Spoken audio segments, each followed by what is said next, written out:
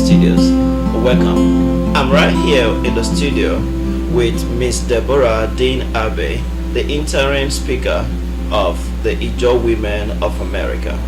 Welcome, Miss Deborah.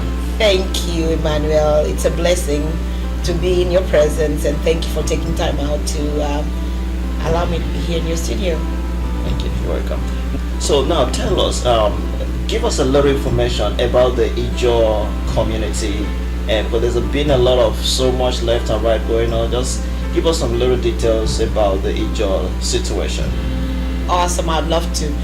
Ijaw land, or the Niger Delta as it were, the native Ijaw speaking area, spans around the southernmost part of the Atlantic Ocean of West Africa, and it comes all the way, it goes across different countries.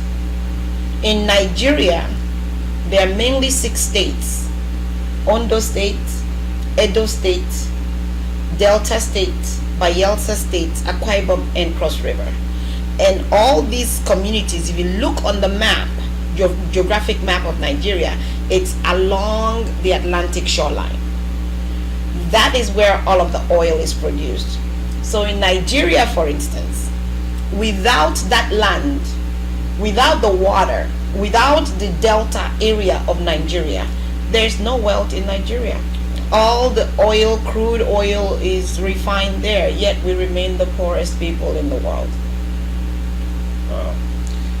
No wonder, I mean, talking with you earlier on, you talking about how you guys come up with this group, the Ijaw Women of America. Tell us a little bit about it. Oh, we are educated, awesome professional women of Ijaw descent, which means we belong to the Ijaw speaking tribes of those different states that I just talked about: Ondo, Edo, Delta, Rivers, Bayelsa, and Cross River.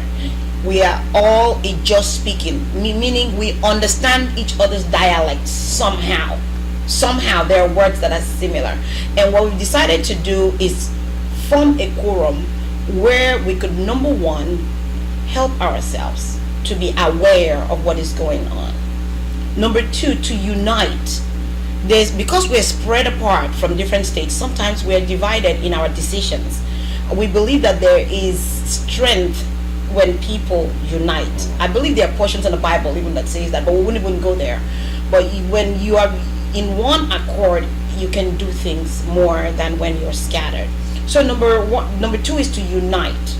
Number three is to not just liberate us from our fears, but to educate us about what is going on, and for us to take action, positive, peaceful action against or for whatever is going on in our different communities back in Nigeria. Wow, nice. Also, now why doing this here in America? We know that in the past, for instance, in the 60s, right after the Civil War, Adakaboro, if you might know him, Isaac Boro, from the Ijaw Nation, he was a major in the Nigerian army. He was killed because he was talking about this. Later on in the 80s, Ken Saro-Wiwa, he died. He was killed. In fact, he was hung for people to see when he came out for the Ogoni people. Of recent, a few days back, they actually assassinated his son as well. So people are dying when they speak about this because of the unrest, civil unrest in Nigeria, whether one believe it or not. There's no security there. Whenever you come up with these kind of topics, they're kind of sensitive to the government because they know what the truth is. So what we want to do is start on an even playing ground here in America. Unite, educate ourselves. A lot of us are not even aware that this is going on, and we're Nigerians, we don't even know. So it's to create the awareness and then see how we can let our voice be heard in one accord, in unity. Wow, that's good. Put together right there. Now, you told me about an event that's coming up very soon. Yes. Tell us a little bit about our launching. Our initial launching, inaugural launching, is going to be held on the 28th, 29th, and the 30th of October in Douglasville, Georgia, and it will be our first outing.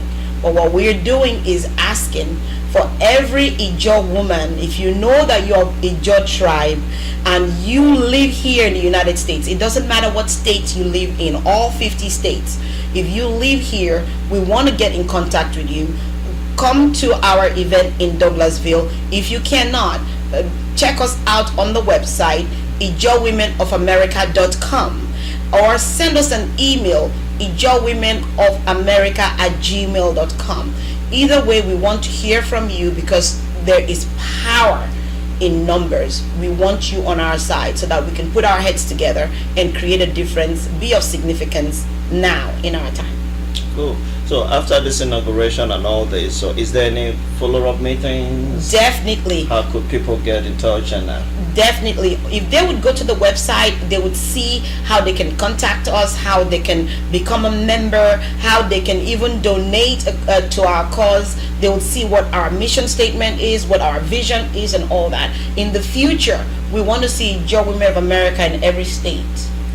Not just in Georgia, not just in Texas or California or Florida or New York. In every state of America, there are Ijaw people here.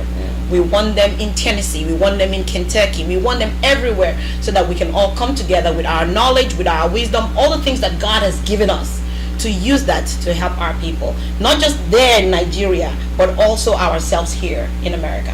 Wow. Thank you, Ms. Deborah, for taking time to speak with us today. Viewers, I hope you heard that. Please check them out and get more details and more information at that event. Try to be there. It sounds like it's going to be a very informational and inspiring meeting. That's right. And it's been Emmanuel with VNB Studio signing out. God bless.